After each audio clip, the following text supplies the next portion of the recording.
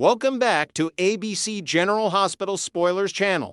Today, we will learn about the explosive developments coming to Port Charles over the next 2 thrilling weeks that promise to reshape multiple storylines and leave fans on the edge of their seats. The Corinthos family drama intensifies. The upcoming episode spanning December 29th through January 9th will witness Michael Corinthos finding himself at a critical crossroads as he navigates treacherous legal waters. Tracy Quartermain, with her decades of experience manipulating Port Charles's power structures, will pull Michael aside for a private conversation that could change everything. The subject of their intense discussion centers on Jacinda Bracken and the increasingly complicated alibi situation that binds them together in ways neither anticipated. Tracy's advice won't simply be casual suggestions. She'll deliver pointed warnings about the dangers of allowing personal relationships to cloud judgment during such a precarious time. What makes this particularly fascinating is Tracy's unique perspective on maintaining power while protecting family interests. She's weathered countless scandals throughout her years in Port Charles, and her survival instincts remain razor sharp. Michael will need to carefully consider whether following Tracy's guidance might compromise his own moral compass, or whether ignoring her wisdom could lead to devastating consequences for everyone involved. Sonny Corinthos, ever the protective father despite his complicated relationship with Michael, won't remain silent during this tumultuous period. Before Willow's trial resumes in the new year, Sonny will seek out his son for a heart-to-heart conversation filled with cautionary advice born from years of navigating Port Charles's dangerous underbelly. The mob boss understands better than anyone how quickly legal proceedings can spiral out of control, and he'll urge Michael to prepare for every possible outcome. This paternal gesture reveals the complex layers of Sonny's character, simultaneously ruthless in business, yet deeply invested in protecting his children from the consequences of their choices. New Year celebrations and birthday surprises. As the calendar prepares to turn toward 2025, several Port Charles residents will embrace the opportunity for celebration amid the chaos. Molly Lansing Davis, having accepted Cody Bell's invitation to ring in the new year together, will discover that sometimes unexpected companionship leads to the most memorable experiences. Their celebration promises genuine warmth and connection, offering Molly a respite from the legal dramas surrounding her mother and the various family complications that have dominated recent months. The timing of their celebration feels particularly significant given everything Molly has endured. She's watched her mother face potential imprisonment, dealt with complicated family dynamics, and struggled to maintain her own identity separate from the Lansing Davis legacy. Spending New Year's Eve with Cody might provide exactly the fresh perspective she needs to approach 2025 with renewed optimism and determination. Meanwhile, Britt Westburn faces the prospect of celebrating her birthday and actively searches for the perfect companion to make the occasion special. The question of who will ultimately share this milestone moment with Britt adds an intriguing layer of suspense to the storyline. Will Brad Cooper step up to ensure his friend enjoys a spectacular birthday celebration? Their friendship has weathered numerous storms, and Brad certainly understands Britt's complicated relationship with vulnerability and celebration. Alternatively, young Rocco Falconeri might surprise everyone by offering to celebrate with Britt, demonstrating the maturity and compassion that makes him stand out among Port Charles's younger generation. The most compelling possibility involves Liesl Obrecht orchestrating an unforgettable birthday surprise for her daughter, complete with the dramatic flair that only Liesl can deliver. Regardless of who ultimately celebrates with Britt, this birthday will undoubtedly become a pivotal moment in her ongoing character development. Romantic connections and strategic agreements. The relationship between Lulu Spencer and Nathan West continues evolving in exciting directions as they work to strengthen their connection despite the various obstacles threatening to drive them apart. Their chemistry becomes increasingly undeniable with each passing episode, and viewers can expect to witness genuinely touching moments that showcase their growing emotional bond. What began as tentative attraction has blossomed into something potentially transformative for both characters. In a completely different arena of relationship dynamics, Jordan Ashford and Curtis Ashford will finally reach an agreement that could fundamentally alter their future trajectory. The nature of this agreement remains deliberately ambiguous in advance spoilers, but the implications appear significant. Could Jordan be preparing to officially establish her place in Curtis's life moving forward? Or might this agreement involve professional boundaries and mutual respect as they navigate their complicated history? Whatever form their agreement takes, Jordan won't allow personal matters to distract her from professional responsibilities. She'll continue gathering and delivering crucial information to Laura Collins, demonstrating the dedication to public service that has defined her character throughout her time in Port Charles. The intelligence Jordan provides might prove instrumental in Laura's ongoing efforts to neutralize the threat posed by the dangerous Sidwell situation. The Sidwell menace escalates. Speaking of Sidwell, the criminal mastermind will make his presence felt through another terrible demand directed at Laura Collins, as Port Charles's mayor struggles to protect her constituents while managing this unprecedented threat.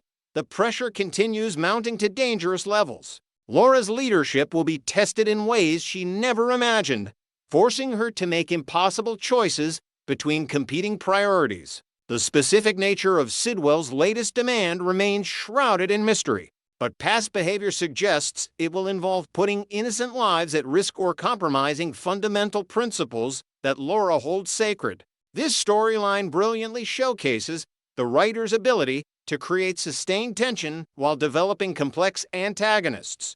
Sidwell isn't simply a one-dimensional villain, he's a calculating strategist who understands exactly how to exploit weaknesses and maximize psychological pressure on his targets. Laura's determination to dismantle his operations will require every ounce of cunning and courage she possesses. Carly's dangerous decision. Carly finds herself drowning in regret after allowing her compassionate instincts to override common sense on Christmas Eve. Her decision to permit Charlotte Casadini access to Valentin Casadin's hiding place in her attic seemed motivated by holiday spirit and sympathy for a young girl desperate to see her father. However, the consequences of this choice threaten to unravel carefully laid plans and expose secrets that could endanger multiple lives. The emotional weight Carly now carries reflects the constant tension between doing what feels morally right versus protecting long-term strategic interests. She's built a reputation as someone willing to bend rules for people she cares about, but this particular instance might prove catastrophically short-sighted, as Jack Brennan continues his relentless pursuit of Valentin. Any clue that leads back to Carly's involvement could destroy the fragile alliance they've constructed and place both of them in immediate danger. Alexis's strategic court maneuvers. After the show airs repeat episodes on December 31st and January 1st, with New Year's Day featuring a special tribute to Anthony Geary through replaying Luke's emotional 2015 farewell to Port Charles, the regular drama resumes with Alexis Davis making a potentially game-changing decision about Willow's defense strategy. The brilliant attorney must weigh multiple competing considerations as she determines the best path forward for her client. The mysterious note targeting Tracy and Michael widely speculated to originate from Martin Gray's scheming looms as a potential nuclear option in Willow's defense. Will Alexis decide that protecting Willow's freedom justifies dragging Michael and Tracy through public humiliation and possible legal jeopardy? This ethical dilemma cuts to the heart of what defines effective legal representation versus maintaining personal integrity and family relationships. Alexis's professional reputation has survived numerous challenges throughout her career, but this decision could permanently alter how Port Charles views her commitment to justice versus loyalty to blood relations. The stakes couldn't be higher as Willow's trial date approaches and pressure intensifies from multiple directions. Willow's Day of Reckoning. The week of January 5th to 9th will bring Willow Corinthos back into the courtroom for what promises to be the most intense phase of her legal battle. Everything she's built with Michael, her relationship with her children, and her entire future hangs in the balance as the jury prepares to render its verdict. Drew Quartermain has made his position devastatingly clear. Unless Willow emerges victorious, he'll permanently ban Scout Quartermain from visiting her mother, wielding parental control as leverage in this high-stakes drama. The question of Willow's actual guilt or innocence adds another fascinating layer to the proceedings. If the jury believes her testimony and votes for acquittal, she might walk out of that courtroom ready to rebuild her shattered life. However, soap opera tradition suggests that such a seemingly happy resolution could actually set the stage for an explosive revelation down the line. What if Willow genuinely is guilty of the charges against her, and the acquittal merely delays an inevitable reckoning? The emotional toll on everyone connected to this case continues mounting daily. Michael stands ready to support Willow regardless of the outcome. But can their marriage survive the strain of prolonged legal warfare and public scrutiny?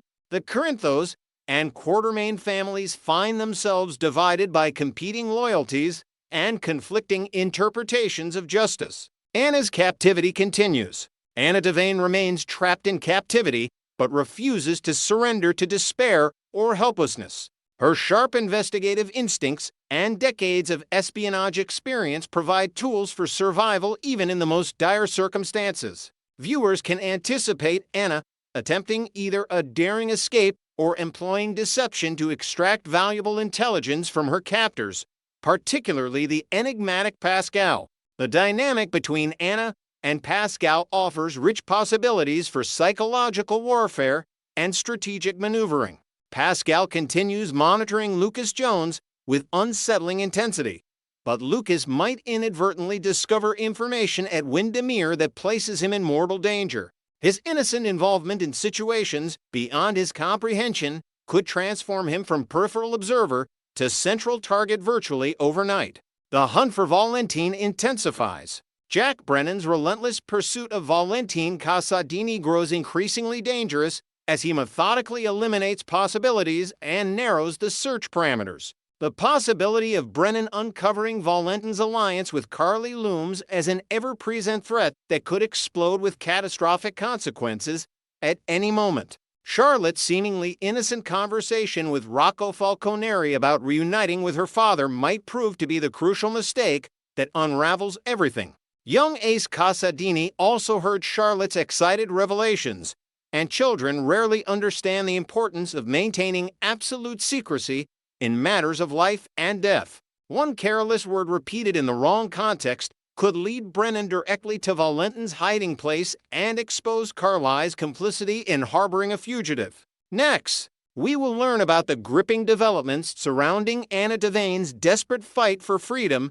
and the explosive confrontation that could unfold at Jen Sidwell's lavish Christmas celebration on Spoon Island. Anna's captivity reaches breaking point. Anna Devane finds herself trapped in an increasingly desperate situation as her captivity stretches into its fourth grueling week. The seasoned WASB agent has been confined to a sparse, dorm-style room that feels more like a prison cell than temporary accommodation. Every waking moment, she meticulously documents her observations in a worn leather notebook, recording every detail, no matter how seemingly insignificant. The creaking floorboards at 3 a.m., the pattern of footsteps outside her door, the schedule of meal deliveries, all of it gets cataloged with the precision of someone who knows that survival often depends on the smallest overlooked details. What haunts Anna most during the endless hours of solitude are the subtle hints and cryptic clues suggesting that Caesar Faison might somehow be alive. The whispers she catches through the walls, the cologne scent that occasionally drifts under her door, even the classical music that plays faintly in the distance, all of it bears Faison's unmistakable signature. She tries to convince herself that her mind is playing cruel tricks, that the trauma of past encounters has manifested into paranoid delusions. Yet deep in her gut, that instinct honed through decades of espionage work tells her something far more sinister is at play. The psychological warfare being waged against her feels precisely calculated, methodically designed to break her spirit before anything physical happens. The isolation weighs heavily on Anna's psyche. She doesn't know who orchestrated her abduction, what they ultimately want from her, or whether she will ever see daylight again as a free woman. The uncertainty gnaws at her resolve during the darkest hours of night. But Anna Devane didn't survive this long in the intelligence community by succumbing to despair. Instead, she channels her fear into cold calculation, studying her captors' routines, identifying their vulnerabilities, and formulating multiple escape scenarios for when the perfect opportunity presents itself. Strategic planning and identifying weaknesses. Anna understands that brute force won't free her from this predicament. She needs to outthink her adversaries to identify the weakest link in the chain of command holding her prisoner. Through careful observation, she has noticed that Pascal, her assigned butler and apparent keeper, exhibits certain behavioral patterns. He arrives with breakfast at precisely 7:30 a.m., checks on her again at noon, brings dinner at 6 p.m., and makes a final sweep at 10 p.m. before the long night shift begins. But Anna has detected something crucial. Pascal's demeanor shifts noticeably whenever distant voices or unexpected sounds interrupt his routine. He becomes nervous, distracted, and that momentary loss of focus could be exactly the opening she needs. The Christmas party scheduled at Windemere presents an unprecedented opportunity. With Jen Sidwell hosting an elaborate celebration, security protocols will inevitably become stretched thin. Guards will be reassigned to manage the influx of high-profile guests. Attention will be diverted toward maintaining appearances and ensuring the party's success. In that chaos, in those precious moments, when everyone's focus shifts elsewhere, Anna plans to make her move. She has already loosened the screws on the ventilation grate in her room using a makeshift tool fashioned from a hairpin. The air duct is narrow but navigable for someone of her training and determination. Anna's strategic advantage lies in her intimate knowledge of Windemere's layout from previous visits over the years. If her suspicions are correct and she is indeed being held somewhere within that Gothic estate, she knows potential exits, hidden passages, and structural vulnerabilities that her captors might have overlooked. The Christmas party provides both cover and witnesses to elements that could work dramatically in her favor if she times everything perfectly. The Faison factor. If Caesar Faison truly has returned from whatever grave or exile he supposedly occupied, Anna possesses a crucial advantage despite the terrifying implications. She knows his playbook intimately, every manipulation tactic, every psychological game, every predictable pattern in his obsessive behavior. Faison's twisted fixation on her has been both curse and unexpected asset throughout their tumultuous history. He wants to break her, to possess her attention completely, but that very obsession creates blind spots in his otherwise meticulous planning. Anna can anticipate how Faison thinks, how he would structure her captivity to maximize psychological impact while maintaining his illusion of control. If he is indeed orchestrating this nightmare, he will want to reveal himself dramatically at the moment he believes he has completely shattered her spirit. That means he will wait, watch, and savor her suffering until he deems the timing perfect for his grand unveiling. But Anna refuses to give him that satisfaction. By escaping during Sidwell's party rather than waiting for whatever twisted climax Faison has planned, she seizes control of the narrative and denies him the psychological victory he so desperately craves. Sidwell's precarious position. Imagine the scene: Jen Sidwell's glittering Christmas party in full swing, Port Charles elite sipping champagne and exchanging pleasantries beneath the opulent chandeliers of Windemere, when suddenly Anna Devane appears, not in an elegant gown befitting such an occasion, but in rumpled sweats, disheveled and clearly traumatized from weeks of captivity. The gasps would echo through the ballroom. Questions would erupt from every corner. How did Anna end up at Windemere?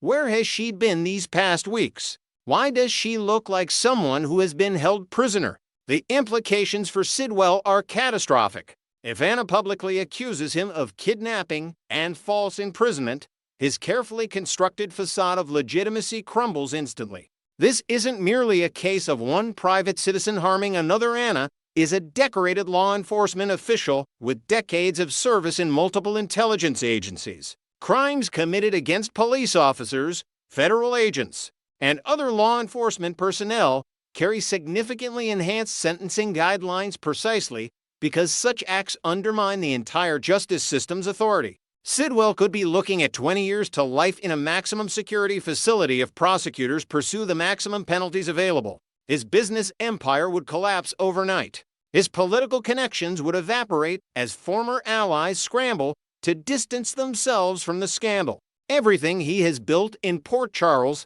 would be reduced to ashes, and he would spend his remaining years confined to a cell far less comfortable than the one he provided Anna.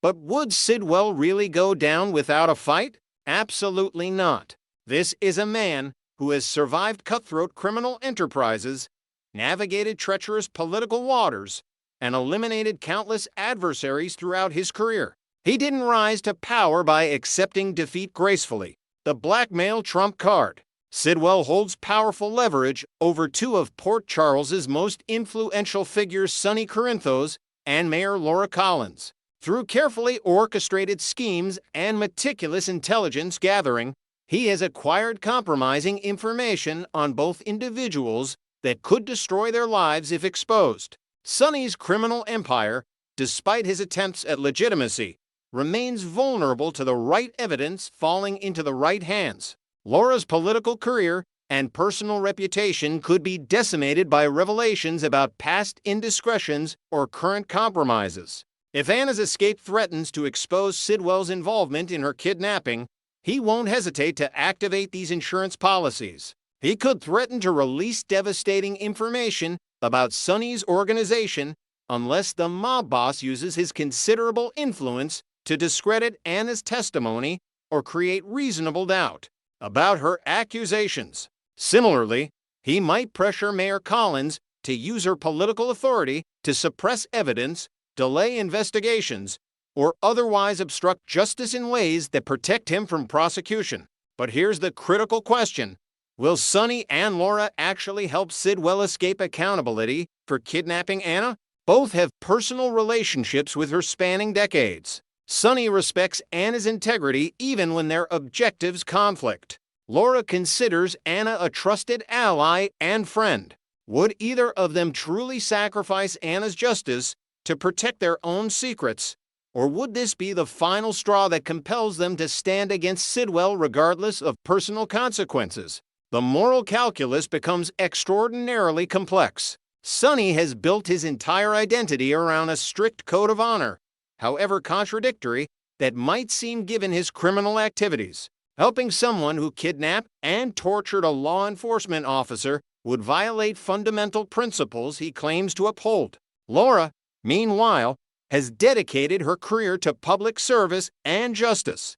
Becoming an accomplice to covering up such heinous crimes would betray everything she represents as mayor and as a person. The Christmas Party Showdown. Friday's episode promises to be absolutely explosive if Anna successfully crashes Sidwell's Christmas celebration. The party itself represents the perfect storm of opportunity and chaos. Security will be focused outward on protecting high-profile guests rather than inward on maintaining Anna's captivity. The presence of so many witnesses means Sidwell cannot simply disappear her again without numerous people demanding explanations. The festive atmosphere will shatter into confusion and alarm the moment Anna makes her dramatic entrance. Picture the specific moment. Sidwell is mid-toast, raising his glass to assembled guests and waxing eloquent about holiday cheer and new beginnings in Port Charles. The doors burst open. Anna stands there, battered but unbroken, her eyes blazing with righteous fury. The champagne glass slips from Sidwell's fingers, shattering on the marble floor in the sudden silence that descends over the ballroom. Every eye turns to Anna, then to Sidwell, then back to Anna. In that frozen instant, the entire carefully constructed illusion of normalcy collapses. What happens next could reshape Port Charles's power structure for years to come. Does Sidwell attempt to spin the situation, claiming Anna is mentally unstable or suffering from some kind of breakdown? Does he try to have her removed by security before she can make formal accusations? Or does he recognize that the game is up and his only option is immediate flight before law enforcement arrives? Anna, for her part, will need to act quickly and decisively. She cannot give Sidwell time to activate his blackmail contingencies or coordinate with compromised officials to suppress her testimony. She needs to make her accusations publicly and emphatically to as many witnesses as possible, ensuring that any subsequent attempts to discredit or silence her will face overwhelming scrutiny. The Christmas Party Showdown represents more than just Anna's personal quest for justice and freedom. It symbolizes a broader confrontation between genuine law enforcement and corrupt power brokers who believe themselves above accountability. The outcome will determine whether Port Charles can maintain even a semblance of justice or whether criminal elements have so thoroughly infiltrated its institutions that truth and accountability become impossible.